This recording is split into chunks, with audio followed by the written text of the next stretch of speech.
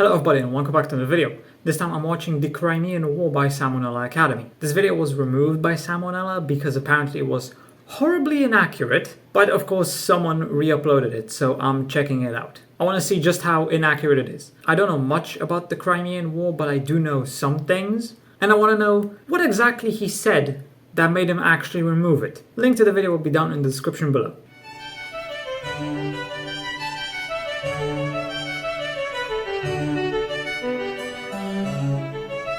Hey kids, let me tell you about the Crimean War. It's a pretty big deal, even though a lot of people haven't heard of it. So, the year is 1853. Most people probably have not heard of it. Empire just kind of hanging out along Turkey and the Middle East, right? And they kind of blow. Like, they're not doing too good for themselves right about now. So Russia, who's right to the north, they see this and they go, well hey, I might as well take advantage of this. So they demand that the Ottomans let them occupy areas around the Black Sea and the Holy Land. Russia says it's because they want to protect East. Okay, so I think the horrible inaccuracy part, so far at least, it just seems like it's grossly oversimplified. Eastern Orthodox Christian minorities in the area, but really it's just because they want land control. It's like when your dad puts your grandpa in the home. He says it's for its own good, but really he just wants the inheritance faster. But then France sees this and he's like, hold on a minute, cause he knows something fishy's going on here. Nobody cares that much about a couple of John Stamoses trapped in a sea of Mohammeds. But he plays along with the whole religion. I mean, yeah, every time someone claims that they're protecting ethnic groups or religions in a different country, they just want to grab land. It's been a thing throughout all of history. I mean, look at Russia now.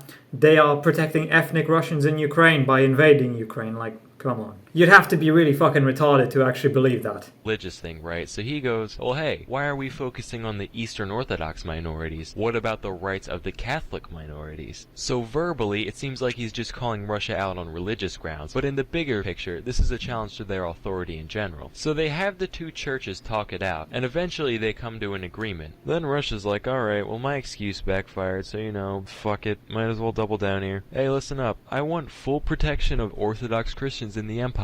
This time for real. I mean it. Don't make me come down there, cause I totally will. The Ottomans basically just say frig off Rusky, so Russia starts preparing for war. The Ottomans are kinda spooked at first, but France is like, don't worry about it buddy, we'll help you out. Meanwhile the British also joined. Afar, and they're like, wow Russia, not only are you a prick, but you're so much of a prick that you can't even come up with a better excuse the second time around. No, you know what, just for that, just because you have the diplomatic skill of a baboon, we're gonna help kick your ass. Even if it means we have to work together with France. That really says something about you, Russia, doesn't it? By this time, the Ottomans are feeling a the British and French joining. So they declare war on pretty Russia fucking in rare. October of 1853. So Russia and the Turks start fighting it out, right around modern-day Romania. And then France and the UK are like, oh yeah, I guess we should start sending troops over. But by the time they get to Eastern Europe, the Russians are already on their way out. All that's there is the Ottomans just standing there all sweaty like, wow, thanks for the help, dicks. France and Britain are like, yeah, our bad, we should really get it together here. Then they both look at a place called Sevastopol. And Sevastopol's a big deal. It's the main Russian port on the Black Sea. They've got a ton of troops there. Is that how there, you say it? I thought it was Sevastopol.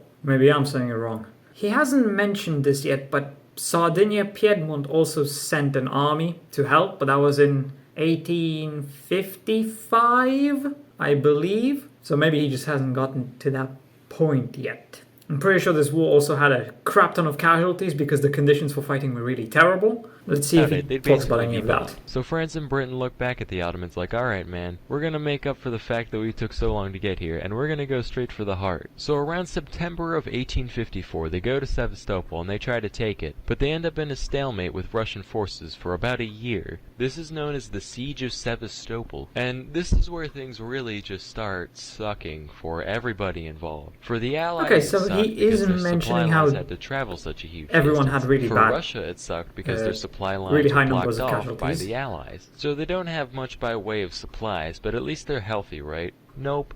Apparently, sitting around in dirty trenches and forts all day isn't too good for you. Why does that because shovel have a bayonet? Disease just floating around this whole time. A lot of it was cholera, which was especially fun for the soldiers, because for those of you who don't know, cholera basically makes you have a horrible diarrhea death over the course of a day or two. So you're in the filthy trenches, and that's bad enough, but then everybody around you starts spraying their liquid pestilence all over the place. It got to the point where for every one person who died from combat, 6 people died of disease. disease. If you guys know Florence Nightingale, she was a nurse for the Allies at the time, and she was actually inspired by the crap catastrophe going on around her, which led her to revolutionizing hospital situations later on. Around October There was also 1854, another a nurse. month into the siege, was There was also another nurse called Mary Seacole? Seacole? I'm not sure how you pronounce it. I'm guessing Seacole. She actually went to the area where the fighting was happening and treated the wounded and sick. So he's kind of left that out. Didn't mention it. was the charge of the Light Brigade. You might have heard of it. Basically, the British just threw a bunch of guys on horses at the Russians, and they all died. Then some guy wrote a poem about it at the end. So anyway, back to the big picture. The soldiers barely have any food or water. They're dying disgusting poop deaths and holes in the ground. But at least it couldn't get any worse. But then winter came, and, wouldn't you know it, it got even worse. Because now they're freezing to death too. He also hasn't mentioned anything about They're Austria. still fighting, but not as cold. Also, at one point, Greece just kind of shows up like, man, a lot of shit going down here. Might as well take advantage of this. Start rescuing some Orthodox Christians of my own, quote unquote. But then both sides are like, shut up, Greece. Adults are talking. Go make some baklava. And he's like, all right, fair enough. Anyway, though, back to Sevastopol. So spring turns to summer. They're still fighting. Things still suck, and it keeps going until September of 1855. So finally, Russia's like, alright, well this really just blows chode, so I guess I'm gonna cut my losses here. Just take Sevastopol, the whole place is bombed to shit anyway, I'll tone down the Near East shenanigans, whatever you want. And the Allies respond, well Russia, you're still a dick, but we're gonna have to concur on your first point. There are copious amounts of chode being blown at the moment, so we're gonna accept your surrender. So they signed the Treaty of Paris on the 30th of March, 1856. Nothing about Sardinia, Piedmont sending bunch troops? of treaties with Paris over the years. Don't worry about it. So that's the Crimean War, kids. Hope you learned a thing or two.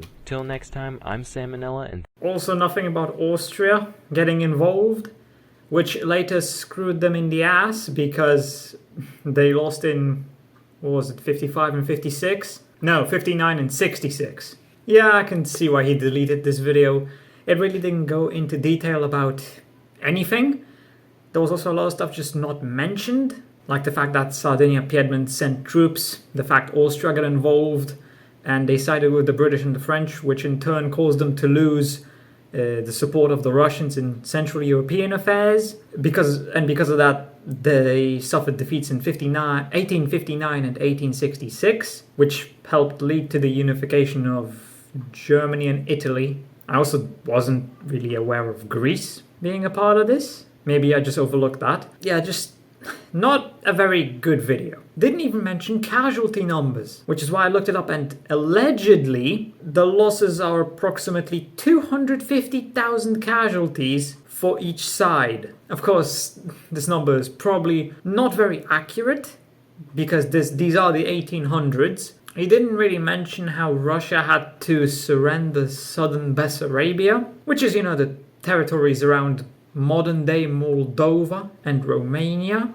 He also didn't mention how operations were conducted in the Caucasus, although I guess it is the Crimean War, so the most important part would be Crimea itself. So overall, this video was just not very in-depth, grossly inaccurate, and it makes sense why he deleted it. Well, anyway, I hope you enjoyed. If you did, leave a like, subscribe, comment. If you're interested, why not watch this video right here? And with that, I hope I'll see you in the next video.